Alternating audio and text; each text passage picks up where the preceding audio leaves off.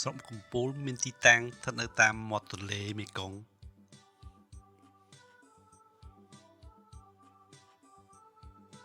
តាមបណ្ដោយផ្លូវជាតិ 6A ចម្ងាយពីភ្នំពេញ20គីឡូម៉ែត្រដែលស្ថិតនៅជាប់ស្រុកសក្កដាស្រុកពញាលឺហើយនឹងព្រំប្រទល់ជាប់ខេត្តកំពង់ចាម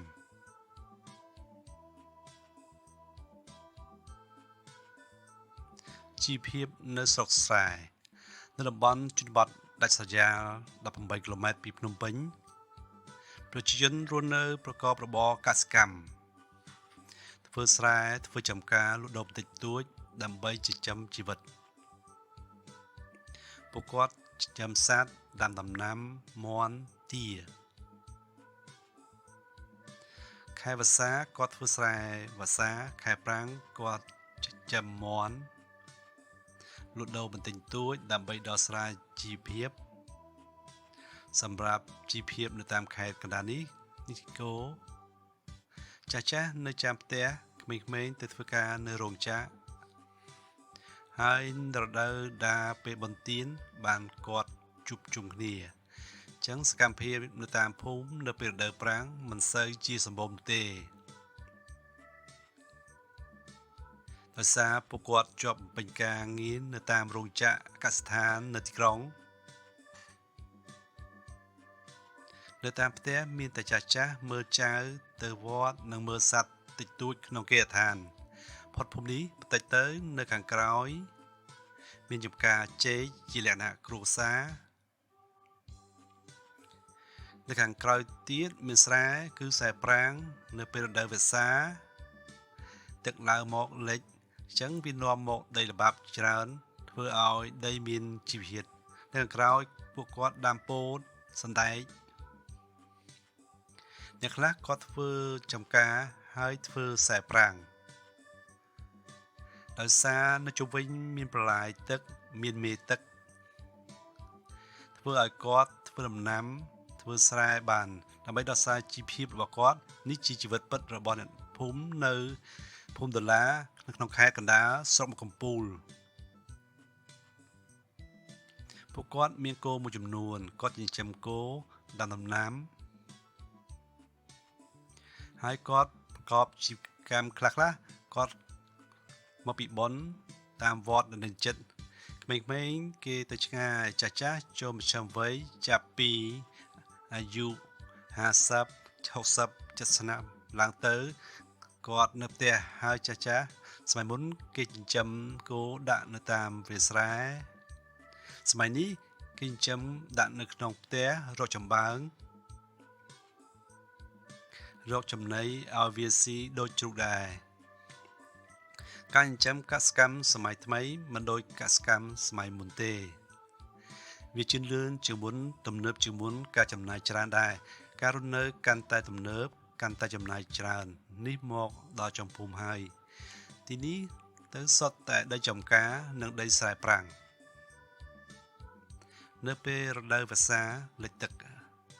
រដូវប្រាំងនេះទឹកស្រកវិញហើយអញ្ចឹងគេជាដាំពោតមានសណ្តែក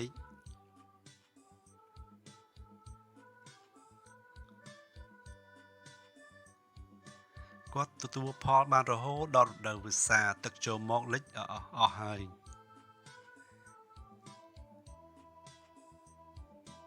តរដូវប្រាំងទឹកស្រកមកវិញបានគាត់ធ្វើអាជីវកម្មឡើងវិញ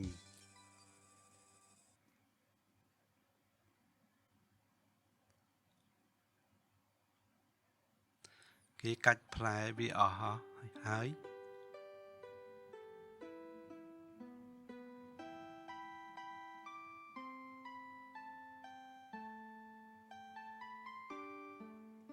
ហើយមកគេចាប់ដើមភ្ជួររាស់និងដាំបន្តដាំពោតម្ទេសសណ្តែក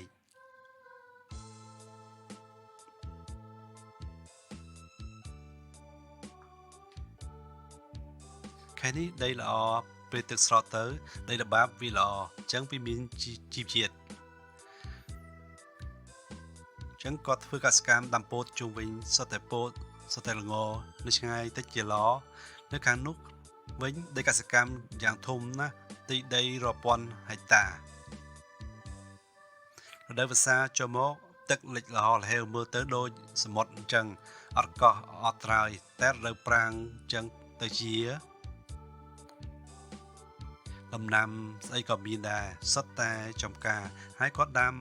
នឹងនាំកសិផលទៅលក់នៅផ្សារព្រែកអញ្ចាញស្រុកកំពូលខេត្តកណ្ដាលទីនេះជាវាលស្រែល្វឹងល្វើយដែលមានដីរាប់ពាន់ហិកតាគេធ្វើចំការផងដាំដំស្រូវផងពេលទំនេរចាស់ជាបរោះទៅចិញ្ចឹមគោ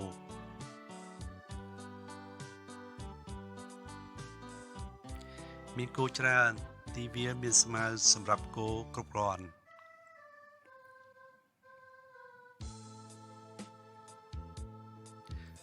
មានអ្នកខ្លះគេអាចទៅរកត្រីនៅជិតនេះមានបឹងគេអាចរកត្រីបឹងបានដែលជាត្រីធម្មជាតិវាស្រាធំល្វើយណាស់មានទេសភាពពណ៌ខៀវខ្ចីនៅទីនេះគេដាំបានច្រើនពោតស្រូវដោយសារមានទឹក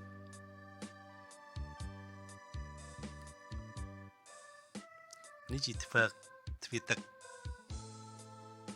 ហើយមានទំនឹកទឹកគេបូមពីប្រ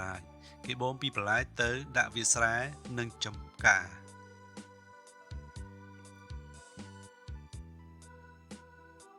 ហើយនឹងដាំបន្លែបន្តតាមចន្លោះវាស្រែឥឡូវចូលដល់ស្រូវទុំហើយគេអាចកាយដីលក់ខ្លះពេលស្រែទុំមើលទៅស្អាតពណ៌ឡើងលឿងនៅចន្លោះវាស្រែក៏មានចំការពោតនៅដាំបន្ត